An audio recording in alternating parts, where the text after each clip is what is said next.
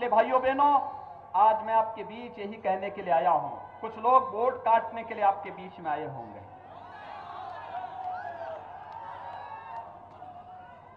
उनके लिए देश का हित नहीं, उनके लिए बिहार का हित नहीं, उनके लिए स्वयं का हित महत्वपूर्ण है। ऐसे लोगों को राजनीति में रहने का कोई अधिकार नहीं होना चाहिए। राजनीति से उन्हें एकदम जनता जनार्दन को चाहिए। लोकतंत्र में जनता जनार्दन का स्वरूप है और जनता को चाहिए कि ऐसे लोगों को अपना जनार्दन का स्वरूप दिखा करके राजनीति के हाशिए में फेंकने की आवश्यकता है। प्रधानमंत्री मोदी जी ने जब 2019 में दूसरी बार प्रधानमंत्री पद की शपथ ली, तब प्रधानमंत्री मोदी जी ने कुछ बात कही थी। उन्होंने कहा था, पहला 5 वर्ष गरीब कल्याण के लिए, अगला 5 वर्ष भारत को दुनिया की एक महाशक्ति के रूप में उत्थान के लिए। और उत्थान का रास्ता कहां से जाता है? आपने देखा होगा, कश्मीर में धारा 370 हटी तो पीड़ा किसको हुई? या तो राहुल गांधी को या ओवैसी को। कश्मीर में धारा 370 हटनी चाहिए थी कि नहीं हटनी चाहिए थी? ये देश के हित में उठाया गया कदम था ना। लेकिन आखिर राहुल गांधी और ओवैसी इसका विरोध क्यों कर रहे हैं? आप इनकी मंशा को जान सकते हैं। और भाइयों बहनों, धारा 370 का हटने का मतलब, अगर जमुई के लोग भी अब चाहेंगे कि कश्मीर में हम जमीन लेकर के मकान बनाएंगे, तो आपको अब इसकी छूट प्रधानमंत्री मोदी ने दे दी है। जाइए आराम से पूरा कश्मीर घूम करके आ जाइए। अगर कहीं पाकिस्तान परस्त आतंकवादी कहीं भी आपको टेढ़ी नजरों से देखेगा, तो भारत के जवानों की गोली उसकी आंखों को बेचते हुए बाहर कर देगी। अब वो दुस्साहस नहीं कर सकता है, क्योंकि अब तो पाकिस्तान के प्रधानमंत्री इमरान खान भी भयभीत हैं। उन्हें लगता है कि अगर भारत के अंदर कुछ भी करेंगे तो भारत के बहादुर जवान पाकिस्तान के अंदर घुस करके कोई नया सर्जिकल स्ट्राइक को अंजाम दे देंगे। अब पाकिस्तान भी कुछ नहीं कर सकता, क्योंकि भारत अब मजबूती के साथ वैश्विक पटल पर अपनी एक नई पहचान प्रधानमंत्री मोदी जी के नेतृत्व में बना चुका है। आपने देखा होगा, पाकिस्तान, बांग्लादेश, अफगानिस्तान के जितने भी हिंदू थे, सिख थे, बौद्ध थे, जैन थे, इन सबको जो वहां पे प्रताड़ित था, पीड़ित था, गृह मंत्री अमित शाह जी ने कहा कि अगर आप पीड़ित और प्रताड़ित हैं, भारत में शरण लिया है, हम इन्हें भारत की नागरिकता भी देंगे। नागरिकता संशोधन कानून ला करके उन्हें भारत की नागरिकता देने का कार्य किया। तो भी पीड़ा किसको होती है?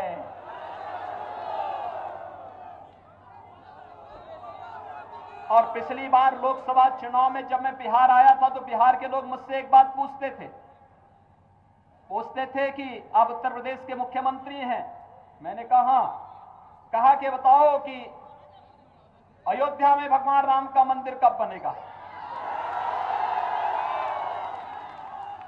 उस समय मीडिया से जुड़े हुए कुछ लोग मुझसे पूछ रहे थे कि आप लोग कहते हैं कि मंदिर वहीं बनाएंगे, लेकिन क्या तारीख भी बताएंगे?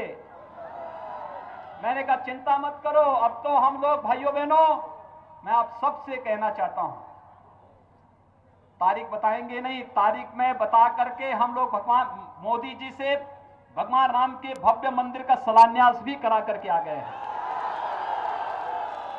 भव्य मंदिर का निर्माण अयोध्या के अंदर चल रहा है।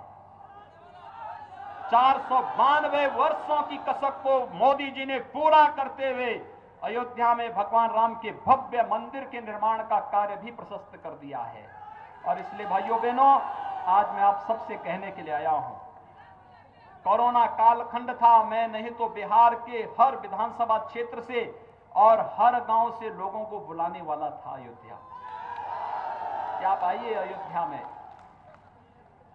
अयोध्या में भगवान राम की यश और कीर्ति के अनुरूप उनका भव्य मंदिर का निर्माण भी होगा और प्रधानमंत्री मोदी जी के नेतृत्व में भारत दुनिया के अंदर इस यश और कीर्ति को कोने कोने में पहुंचाने का कार्य करेगा, इसमें कोई संदेह किसी को नहीं होना चाहिए।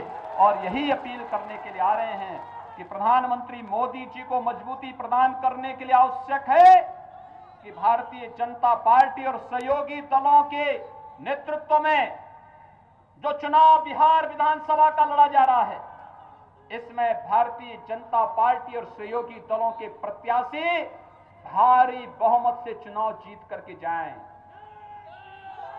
भाइयों बहनों, यही अपील करने के लिए आज हम सब आपके बीच आए हैं और मैं आपसे यही अपील करने के लिए आया हूं। आपके लिए तो दोहरे फायदे हैं। एक, राजा दिग्विजय सिंह जी की सुपुत्री को यहां से आप भेजेंगे, वह स्वयं भी एक शूटर है और राष्ट्रीय और अंतर्राष्ट्रीय स्तर पर बिहार को, जमुई को एक नई पहचान दिला रही है। उनकी माता जी भी सांसद थी, मैं भी मैं भी संसद में था। उनके पूज्य पिताजी जब सांसद थे और मंत्री थे तब भी मैं भी सांसद था। वास्तव में विकास की जो सोच उनकी थी, उस विकास की विरासत को आगे बढ़ाने के लिए आप सबसे अपील करने के लिए विशेष रूप से मैं आज आपके बीच में यहां पर आया हूं। आप सबसे मेरी अपील है कि बिहार विधानसभा का जो चुनाव हो रहा है प्रथम चरण में 28 अक्टूबर को कमल चुनाव चिन्ह पर सुश्री श्रेयसी सिंह जी को भारी मतों से चुनाव जिताने की आप सबसे अपील करने के लिए मैं आज आपके बीच में यहां पर उपस्थित हुआ हूं। इतने भारी संख्या में आप लोग हैं, आप सबसे मैं दो ही अपील करूंगा। एक, यहां पे युवाओं की संख्या ज्यादा है और जो संख्या युवाओं की है, ये संख्या ज्यादातर लोगों के हाथों में स्मार्टफोन भी है। अपने फोन को पहले तो एक काम करना कि यहां से जाएंगे चुनाव प्रचार करने के बाद स्नान करके, और इस बात को जरूर ध्यान में रखेंगे कि हम लोग 2 गज की दूरी और मास्क जरूरी के इस मंत्र का पालन करेंगे। दूसरा, मोबाइल फोन लेकर के जमुई विधानसभा क्षेत्र के प्रत्येक परिवार के प्रत्येक सदस्य का फोन नंबर लेकर के, और अपने स्तर पर कोई आपका मित्र होगा, कोई नातेदार होगा, कोई रिश्तेदार होगा, कोई शुभचिंतक होगा, उन सबके घर घर में जाकर के भी और मोबाइल फोन से भी अपील करना है। अपील करिए भाजपा को जिताने की। बिहार के अंदर भी जहां भारतीय जनता पार्टी जदयू गठबंधन के प्रत्याशी हैं, उनको जिताने की प्रयास होना चाहिए। भारी बहुमत से चुनाव जीत करके जाएंगे। बिहार को फिर से कुशासन की ओर नहीं आने देंगे। विकास और सुशासन का बिहार का मॉडल, इसे आगे बढ़ाने का कार्य करेंगे। यही अपील करते हुए मैं आप सबसे 28 अक्टूबर को सुश्री श्रेयसी सिंह जी को कमल चुनाव चिन्ह पर भारी मतों से विजयी बनाने की अपील करते हुए वाणी को देता हूं विराम। जय जय श्री राम। नमस्कार, मैं हूं मानक गुप्ता। अगर आपको हमारा ये वीडियो पसंद आया हो तो इसे लाइक और शेयर जरूर करें, और हां, हमें सब्सक्राइब और फॉलो करना ना भूलें ताकि आप देश और दुनिया की कोई खबर मिस ना करें। तो जुड़े रहिए हमारे साथ और देखते रहिए न्यूज़ 24।